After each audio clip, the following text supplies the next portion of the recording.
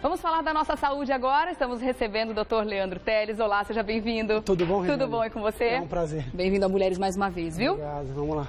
O Leandro, que é neurologista, vai falar com a gente hoje sobre epilepsia. Antes de mais nada, eu queria que você explicasse pra gente. Existe diferença entre epilepsia e convulsão? Existe sim. Na verdade, convulsão é um tipo de crise epilética. É aquele mais forte, onde a pessoa desmaia, se debate, baba. Agora, tem vários tipos, né? Tem tipos até mais leves. Então, a epilepsia não é bem uma doença. É um conjunto de doenças. São pessoas que têm tendência a, de tempos em tempos, ter crises epiléticas. E convulsão é um tipo de crise epilética. Hoje, eu ia falar desse tema, que eu estou até devendo aos telespectadores. Muita gente me pede esse tema, porque realmente é uma questão de saúde pública, né? Uma patologia muito comum e muito pouco difundida. Né? Isso que é impressionante de ver os dados da OMS, por exemplo, 2% da população mundial sofre com isso, até 5% vai ter pelo menos uma crise ao longo da vida, né? É muita gente, quer dizer, uma crise isolada, uma pessoa a cada 20, né? Uma a cada 50 vai ter tendência e recorrência. E pouco se fala. E é uma coisa que pode acontecer na frente de qualquer um.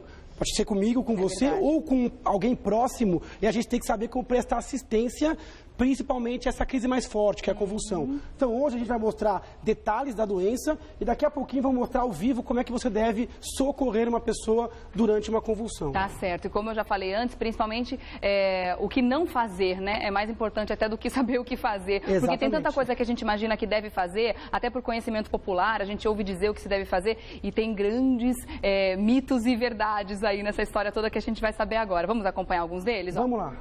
Epilepsia é uma doença rara e de causa genética. É mito ou é verdade? Primeira coisa, esse é um mito, né? Então, como a gente falou, não é nada rara, né? A gente estava falando de termos numéricos absolutos de 60, 70 milhões de pessoas com epilepsia no mundo.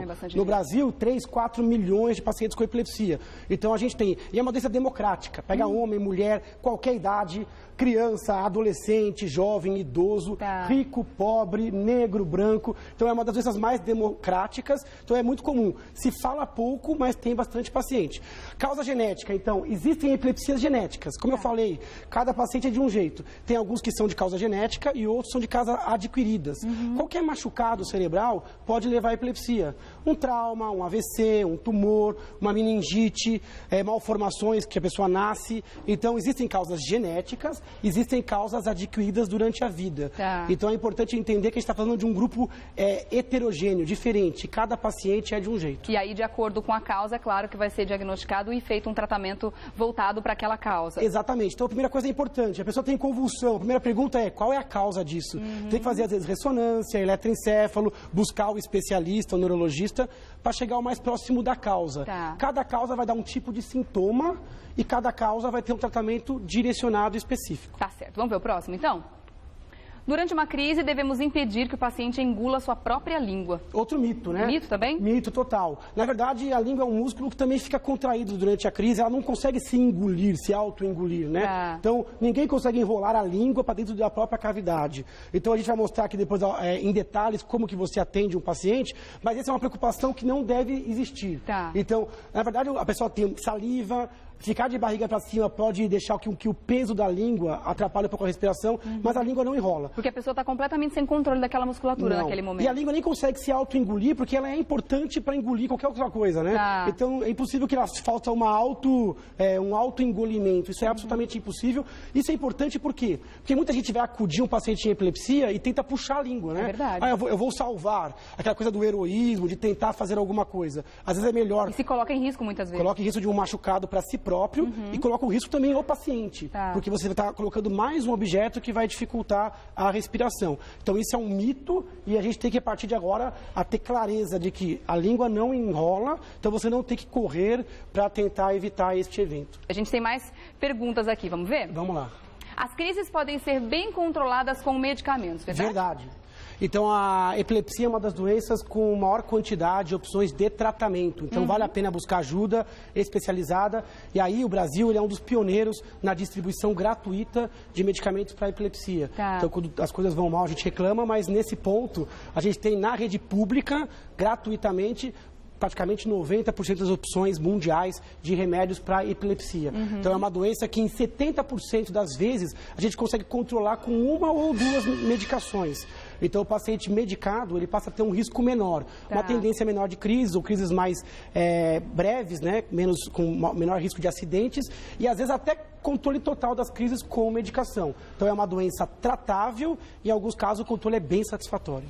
E tem novidades, inclusive, no campo e nos estudos, né? A gente está ouvindo falar bastante sobre essa polêmica do uso do canabidiol no controle das crises convulsivas graves, né? Que aqui no Brasil, por enquanto, se não me engano, continua proibido, né? A Anvisa ainda não liberou, mas em casos específicos, quando a pessoa entra na justiça, consegue uma liberação, né? Isso ainda é tema, ainda é pauta de pesquisa, né? No Brasil, a gente não tem liberação nem para o uso recreativo, nem para o uso medicinal dos derivados da conhecida maconha, mas realmente existem estudos, não só para epilepsia, para doença de Parkinson, para mal de Alzheimer, além das questões oncológicas, antináusea. Então, existe sim coisa recente relacionando a molécula à epilepsia, mas por enquanto não há liberação nem recomendação oficial, nem por parte da liberação do medicamento, nem de recomendação por parte das entidades que veem a epilepsia. Tá certo. Vamos lá para mais um mito e verdade?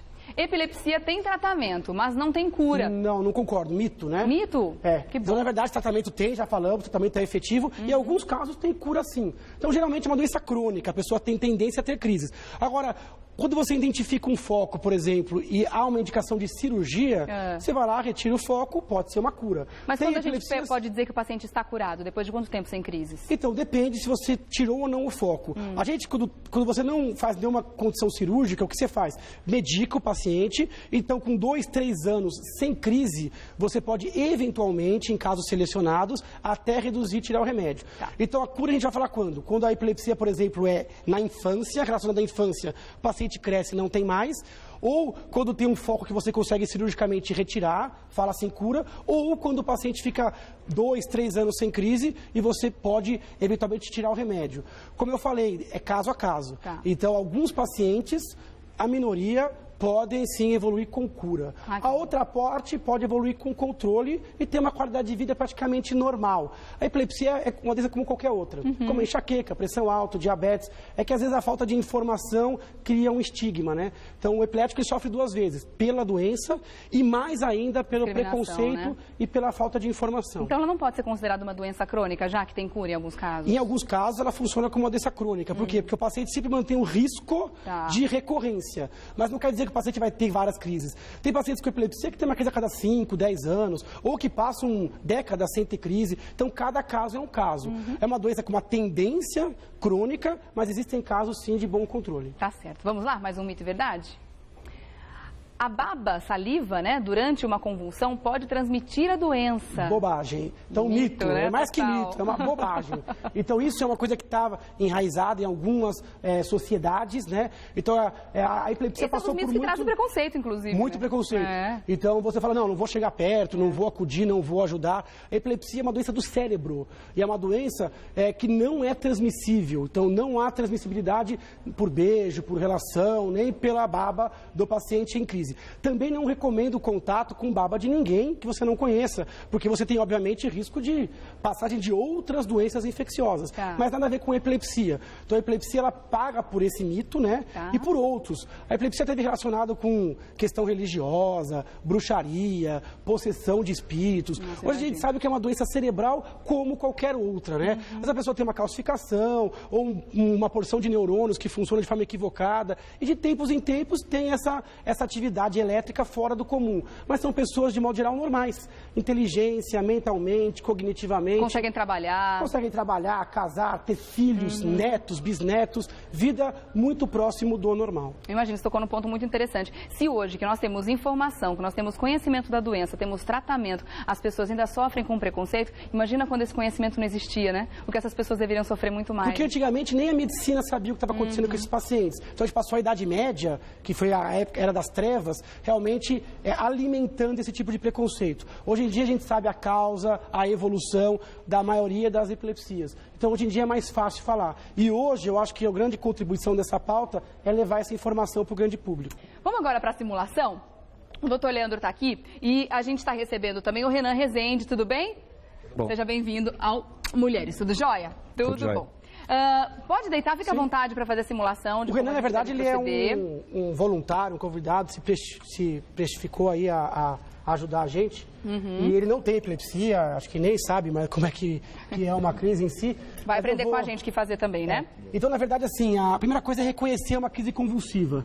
Então, a crise convulsiva, a pessoa geralmente perde os sentidos. Às vezes, antes da crise, a pessoa pode dar um grito, ou sentir um mal-estar, ou pedir ajuda. Às vezes, não. Às vezes, já é direto, pumba, pro chão, Se a pessoa já teve alguma coisa antes, ela pode até perceber alguns sinais, então, de que vai acontecer de novo. Ou porque ela já teve antes e conhece. Na verdade, o que importa é aonde nasceu a crise. Às vezes, a crise nasce num ponto específico do cérebro. Então, se for, por exemplo, a área da mão, pode ser que ele tenha uma contração na mão antes de pegar o cérebro todo e ela desmaiar. Se for na área do cheiro, ela pode sentir um cheiro estranho ou um mal-estar. Agora, tem epilepsias que não começam num ponto específico. Já pegam o cérebro de uma vez.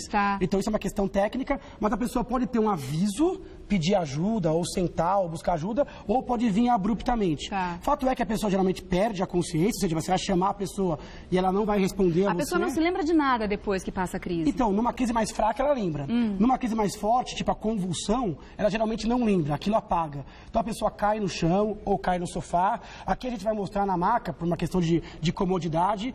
Então, quando a pessoa chega para acudir uma pessoa que desmaiou, ela vai encontrar uma pessoa com o rosto, às vezes, mais arroxeado, às vezes com uma dificuldade de respiração, o olho geralmente um pouco entreaberto, o olho pode estar revirado, que o pessoal fala, né? Então, vai perceber uma pessoa com o olho aberto, o branco do olho, você vai chamar, a pessoa não vai responder, e ela vai ter contrações no corpo, né? O corpo pode ficar com uma postura assim, mais reta, né? Dura, que é uma fase que a gente chama de tônica, e pode ter, às vezes, movimentos de abalos simétricos nos braços e, às vezes, também nos membros inferiores. E é tudo muito rápido, esses movimentos? Então, isso é rápido e a pessoa, geralmente, que está tentando ajudar, ela fica desesperada, né? Então, a primeira dica é você ter que manter a calma. Então, primeira coisa, crise epilética é comum, geralmente ela passa sozinha. Se a pessoa tiver uma crise epilética no meio do mato, sozinha, ela geralmente sai bem. Não acontece nada na maioria dos casos. A responsabilidade não é de quem está atendendo. Então, você não sabendo o que fazer, é melhor não fazer nada? Não fazer nada. Às vezes é melhor você acompanhar, né? E não fazer nada é melhor do que tentar ajudar e acabar. Então, a pessoa vai estar inconsciente, com o olho revirado, entreaberto, pode estar com os braços esticados ou se debatendo. Então, a primeira coisa, respirar fundo, afastar as pessoas e as coisas que estão em volta. Porque esses movimentos são vigorosos. A pessoa pode acabar se machucando. Então, você afasta. Se a pessoa tiver algum objeto no corpo, por exemplo, um cachecol ou um óculos, você pode retirar essas peças de modo a pessoa não se enrolar, né? Você pode, se tiver uma camisa de botão, abrir um pouquinho o botão. Enquanto isso, a pessoa vai estar manifestando a crise. A região que pode mais causar algum acidente é a cabeça. Então, nessa hora... A primeira coisa que acontece é a pessoa cair no chão. A pessoa cai no chão. Então, a pessoa cai no chão, você vai abaixar, afastar, manter a tranquilidade, abrir a roupa, ou tirar óculos e cachecol e vai se preocupar com a cabeça. E até do pescoço para baixo, esquece. O risco de traumatismo é grande, então, né? Nesse momento da queda. É o maior risco de quem está passando durante a queda, ou mesmo no decorrer da crise, a pessoa pode continuar batendo a cabeça no solo. Porque os movimentos no pescoço também são fortes. Por isso que você pôs uma toalha aqui Primeira coisa, assim, esquece do pescoço para baixo. Não tenta segurar a pessoa, conter os movimentos.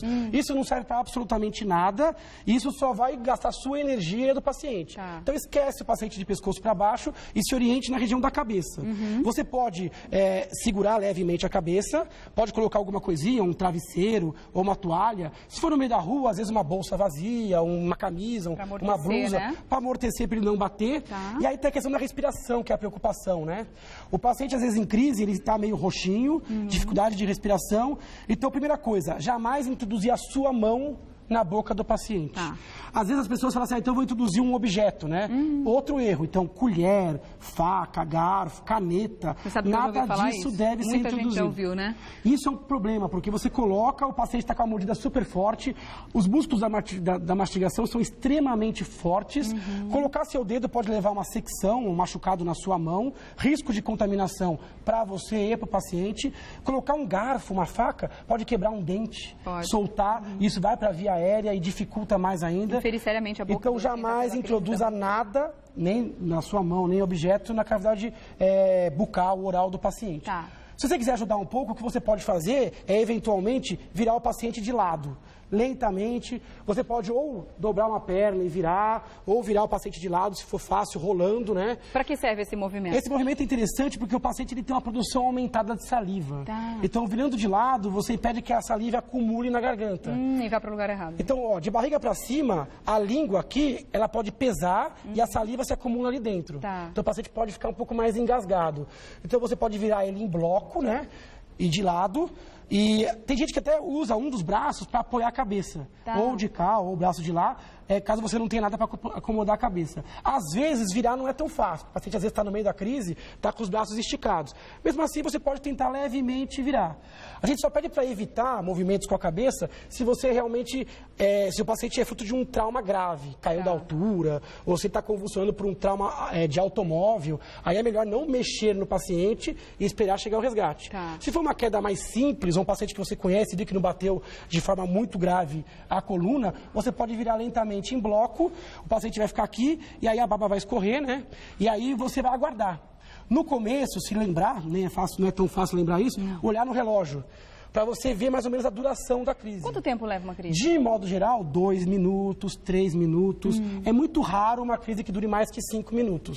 Mas 5 minutos é um tempo para você, por exemplo, chamar um resgate. Nossa, parece rapidinho, mas deve ser uma eternidade para aquele momento de desespero. 2 minutos falando é muito rápido. Para quem está vendo uma convulsão, isso demora às vezes... Nossa. A sensação de que aquilo não passa foi muito nunca. Mais, O paciente ele vai começar a fazer ruídos, vai parar de se debater e vai começar a respirar de forma normal. Depois da crise, você pode manter o paciente nessa posição, o paciente ele vai estar um pouco confuso. Ele vai estar com dores musculares, pode ter sangue, pode ter ainda saliva na boca, ele pode não saber onde está, o nome. Nessa hora não tem de ficar explicando, nem conter. É só se você manter a tranquilidade e ficar ao lado do paciente. Os principais erros: colocar algo na boca do paciente, administrar água durante ou logo depois da crise. E medicamento também? As pessoas podem querer dar algum remédio para a pessoa na hora? Super comum. A pessoa, então acho que faltou remédio, né? Então a pessoa vai pegar na bolsa, pega na carteira e dá o remédio. Não. Então não é para dar remédio depois da crise. Depois que passar tudo, telefonar. O próprio paciente vai telefonar para o médico e o médico vai orientar. Mas não é para dar remédio, não é para dar líquidos. Outra coisa que muita gente faz é colocar álcool ou sal. Nada disso adianta. Aonde? Colocar no rosto, colocar na testa, fazer compressa. Então, isso não tem nenhum embasamento científico. Tem nenhuma serventia? Não tem. Protegeu a cabeça, virou o paciente lentamente de lado, deixou a baba, ficou ao lado do paciente, afastou as pessoas, você fez o melhor que você podia fazer. Olhando o relógio, passou de 5 minutos, não é para você pegar e colocar no carro e levar, não. Você vai chamar o resgate, o SAMU, né?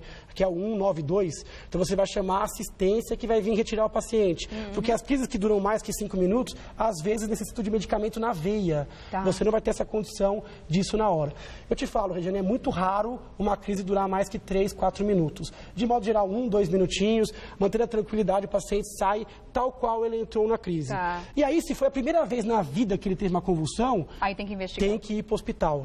Pronto, socorro. Se ele já tem uma epilepsia, já tem médico, aí é ligar para o médico e perguntar qual a melhor orientação. Então, nem todos os pacientes vão ter que ser conduzidos à unidade de pronto-socorro. Existe algum caso em que a crise pode causar a morte do paciente? É extremamente raro. Então, a crise em si não costuma causar morte. O que pode acontecer é a pessoa ter uma crise numa situação de risco. Cair de uma altura ou ter um acidente automobilístico, ou seja, perder a consciência numa crise mais forte pode levar a um acidente.